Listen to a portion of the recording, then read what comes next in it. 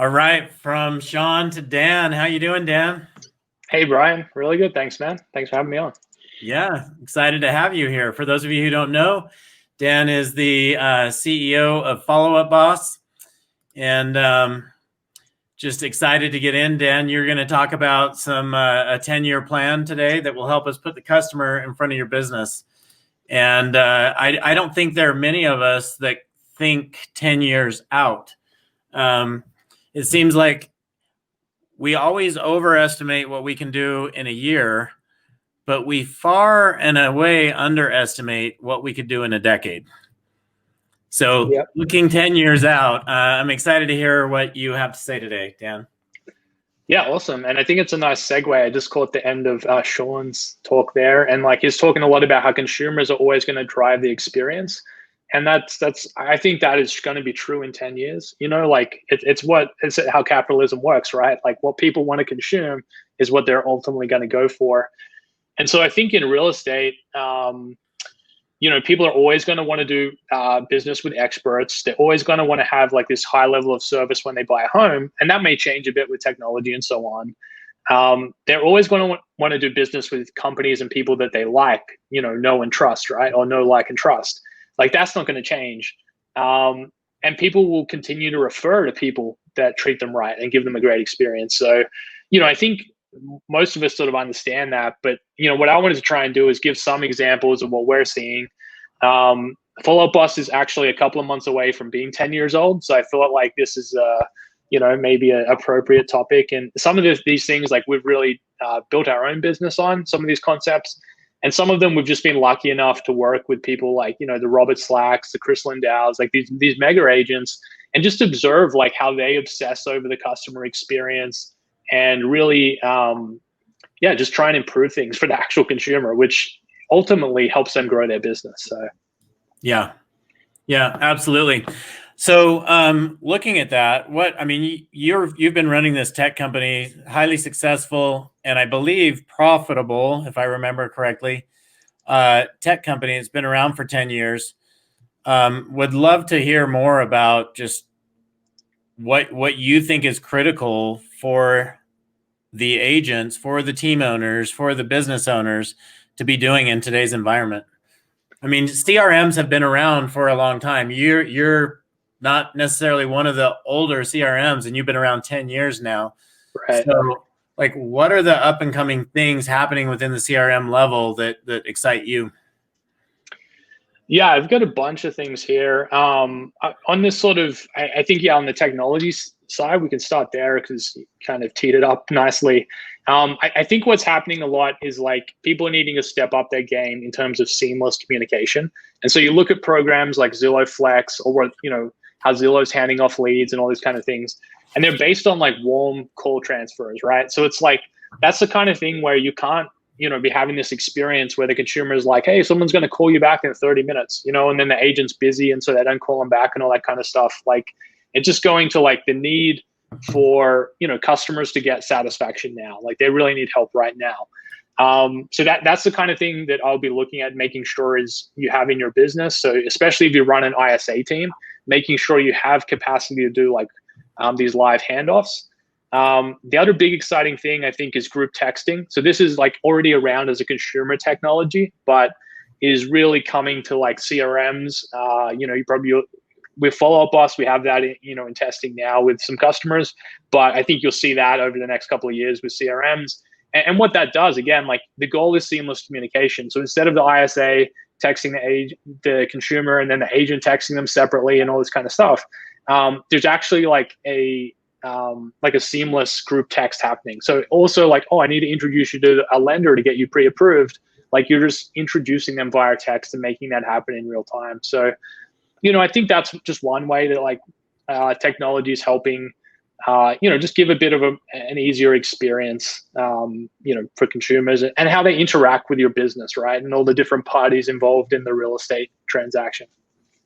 Yeah, absolutely. I know you guys have done some things at Follow Up Boss where really kind of being open to letting them maybe do the IDX in other areas, things like that. Why did you guys choose to go that route? Tell us a little bit more about that.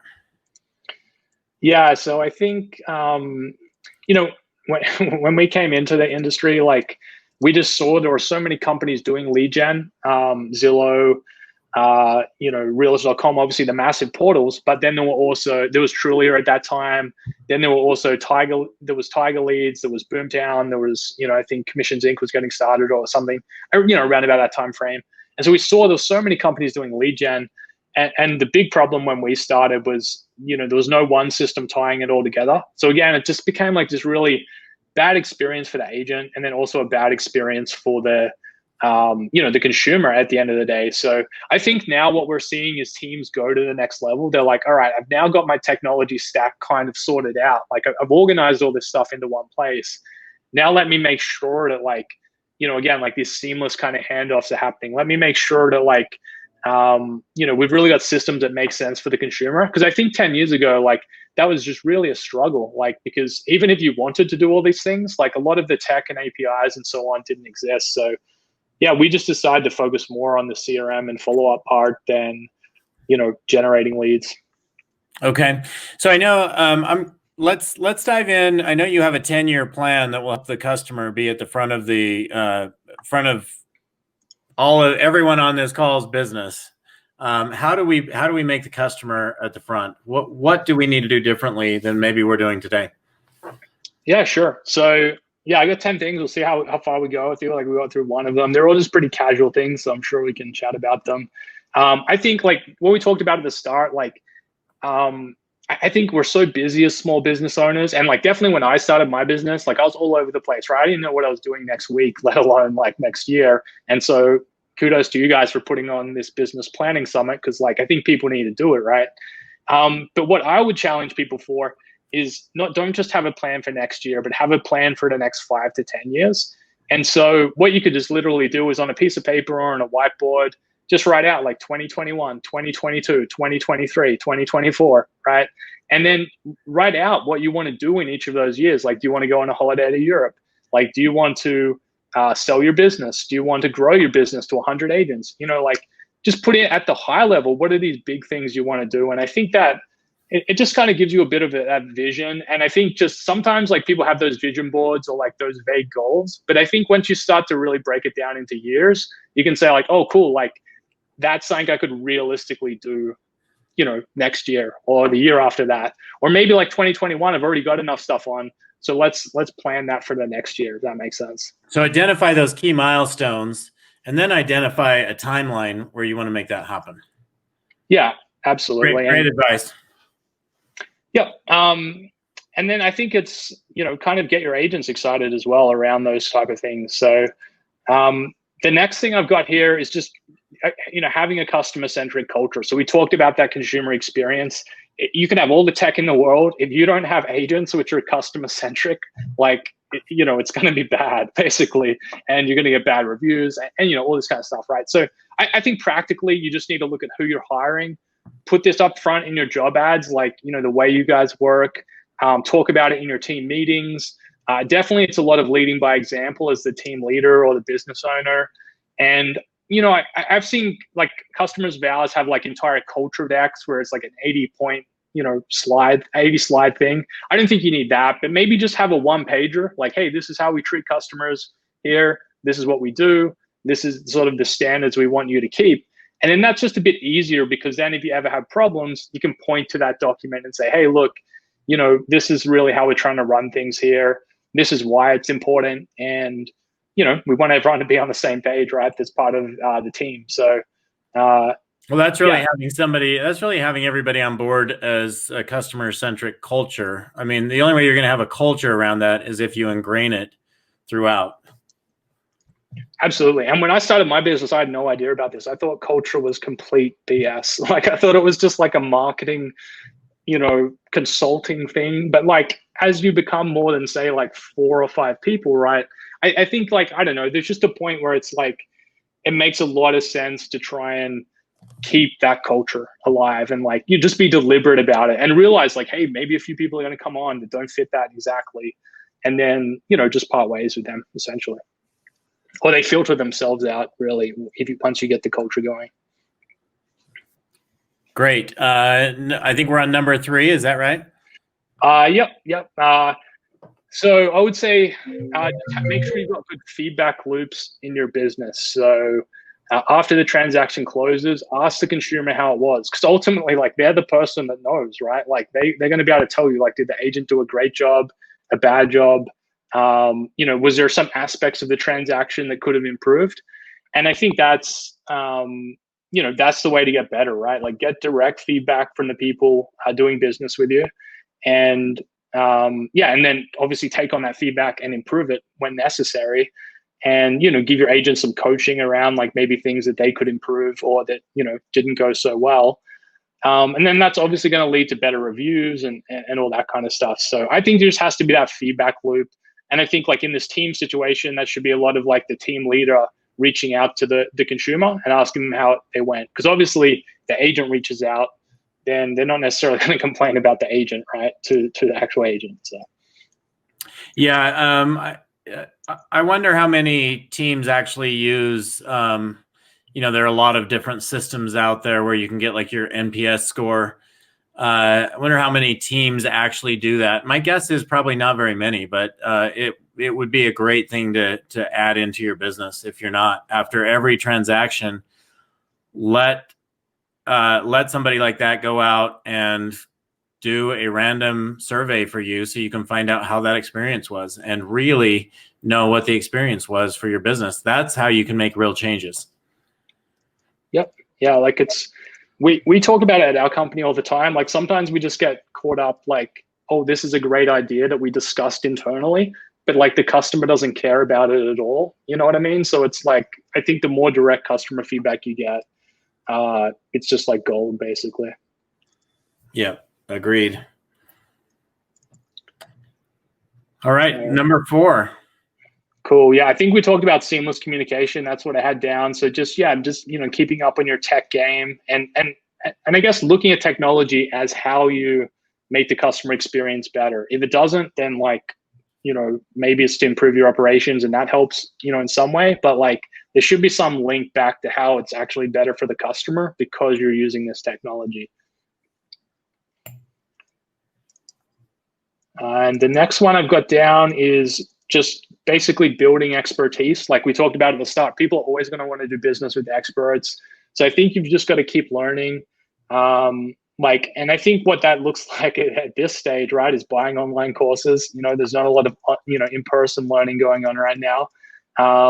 There's all these great sites, Udemy, obviously YouTube, Coursera. I know you've got Tom Ferry headlining the event. So that's awesome. I know he's got, like, a lot of online programs and courses. We're putting out things as to our customers as part of our business. But I think, like, you really want to be investing in some kind of online training. So whether that's about your health or your business, or, like, you're sharpening some marketing skills. I bought probably like 4 courses this year at least. And I just feel like that's something which, the more you can encourage that also within your team. So at our company, like, we provide like a stipend for people to, like, go and learn things, and they can just choose. It can be whatever they want. It doesn't even have to be related to work. But yeah, I think just trying to encourage that within your team, and obviously personally yourself, keep growing. Yeah, I think growing is a key for sure, especially for the leader of the business. And when you say building expertise, I love that you say building expertise. I think we can take that to the next level in real estate, and it's coming across as the expert for the client. They need to view you as the expert for you to really set yourself apart. So what are you doing to do that as well? And maybe that's a different point you have here, Dan, but just. Yeah, that's a great one.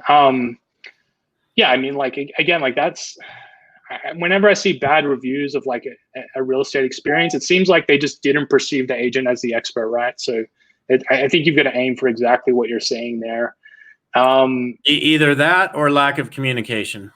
And right. I think, you talked about seamless communication as your point before that. So those seem to be the 2 things that make dissatisfied customers in real estate. Yeah, absolutely. And then it's funny you said, like, you need to personally grow as a business owner. Like, I totally agree. When I sort of, when I was younger, maybe like in my early 20s. I was like, why does everyone get into personal development when they start a business? Like, it seems stupid. Like, why don't they just focus on their business? But now, obviously, I got older and a little bit wiser.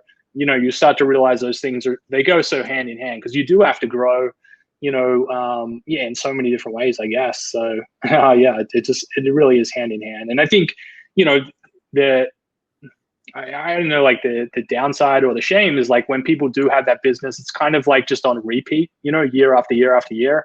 And I think that's when maybe you got to break out of that by, by just learning some new things, basically. Yeah. Always a key. You're either growing or the opposite's happening. If you're not going up, you're going down. So.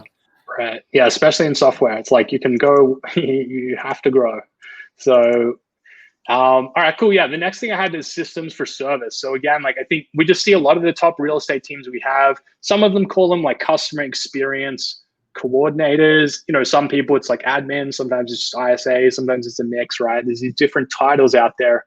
But I just think you've got to be thinking about when someone emails your business, when someone calls your business, just even basic technology like caller ID, right? So you pick up the phone and you're like, hey, Brian, like, it's been a while since we talked, right? It's just so different to like, who is this? And you say, hello, it's Brian. We did business like 3 years ago. You know what I mean? So it's the little things. It's like the details. And I think that's what I see as well. I see the best teams obsess about that. And they're looking in their systems like CRMs or systems like Sisu, and they're like, there's something wrong here. Like, we took too long to respond to this customer, or like, why didn't you put a note here about that? And it seems a little bit extreme, but I think when it comes from that place of like they really care and they really want to make sure everyone has a good experience, then it sort of helps drive the culture a little bit. Like, hey, here we do care that everyone gets responded to quick, whereas maybe at some other places they don't care as much about that. Yeah, absolutely. All right, let's go to the next one. Alrighty. The next thing I had is just building relationships. So again, thinking about this 10 years, thinking about like, what can you do to build a moat against all these giant, national tech companies and portals and things like that? Your local relationships with your database, with your people you've done business with. I think that's always going to be the real estate agent's moat, essentially. So I think, you're using tools like video, events, social media, just to stay in touch with your local sphere and your database. So, I think that's just always going to be a thing. And again, it's something unique to you. No one else can really put out your unique personality and have those same relationships. So, I think that's just always going to be important.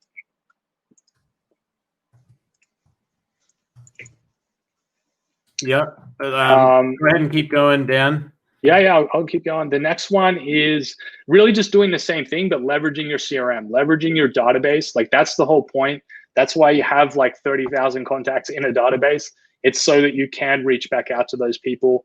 And so, I think the things that we're seeing is like good email marketing. Like, email marketing, obviously not a new technology. It's been around 20 plus years, but doing good email marketing, like a lot of teams or agents we're not seeing do that. And I think the ones we do see do that, it's just they're reaching people very cheap. Like, they're not having to go and get new people all the time because they're staying in touch with their existing database. Remarketing is another really cheap way to stay in front of people. Obviously, social media. And again, I think it's trying to get your personal brand across, right? Your personality, not trying to be this giant faceless corporation, because they can get that other places, essentially. So I think just trying to think about your database as an asset over time, as all businesses should, versus just like a CRM that you have, but you don't really have a strategy for reaching all those people. Is there anything in particular like that you guys do at Follow Up Boss along those lines that can make a major difference in somebody's business? Yeah, I think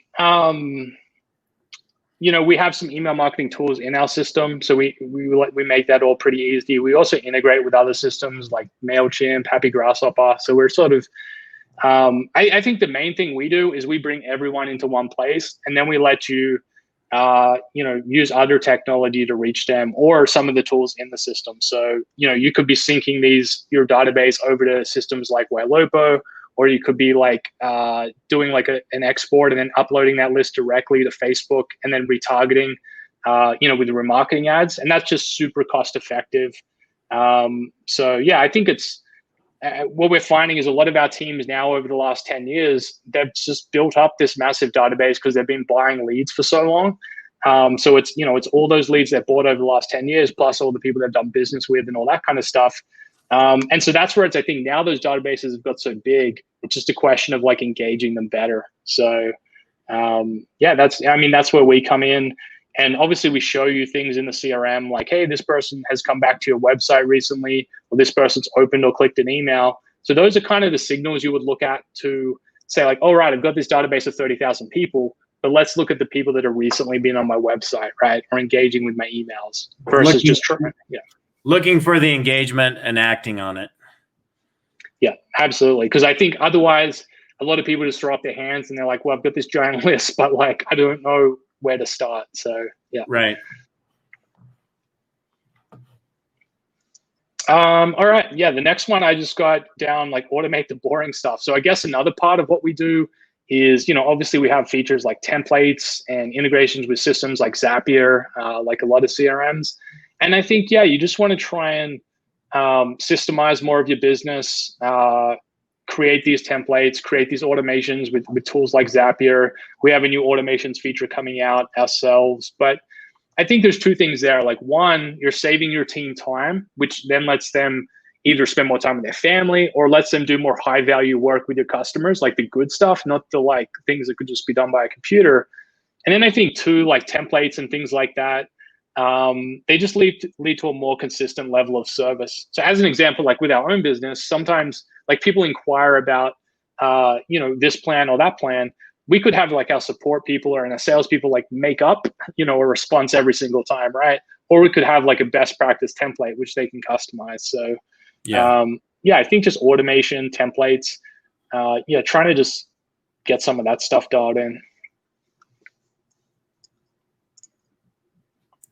Isn't that a big part of how you guys really founded your business from the beginning, is really saying, hey, our expertise is this niche here, and we're going to let you go out and plug anything else out there into this platform? Hasn't that been your mentality from the beginning? Yeah, we've always tried to have like a pretty open platform, because, ourselves, like we are bringing in all the leads from other places. So it's like, we don't really want to bring in all your data and then say, oh, you can't get it out, right? Like it wouldn't be very fair or wouldn't really make sense. Something else we've launched recently with two companies, Call Action and a company called AM Cards, which does like postcards, is you can actually embed an app inside Follow Up Boss. So when you're looking at, say, like I'm looking at Brian inside my CRM, and then I want to send you a postcard, I can actually do that from inside Follow Up Boss. So rather than it just being an integration where it like sends the data over there, there can actually be some UI, which is developed by the other company inside the system. So like stuff like that, I guess, exists outside of real estate tech in like, the Salesforces of the world and the Zendesk, like these big tech companies.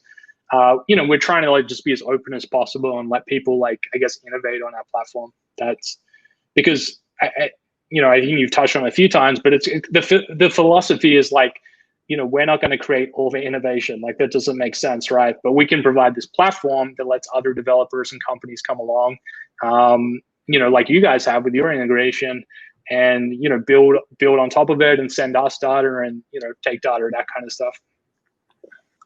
So Dan, I'll let you address this question first. Is there a direct integration coming between Sisu and Follow Up Boss?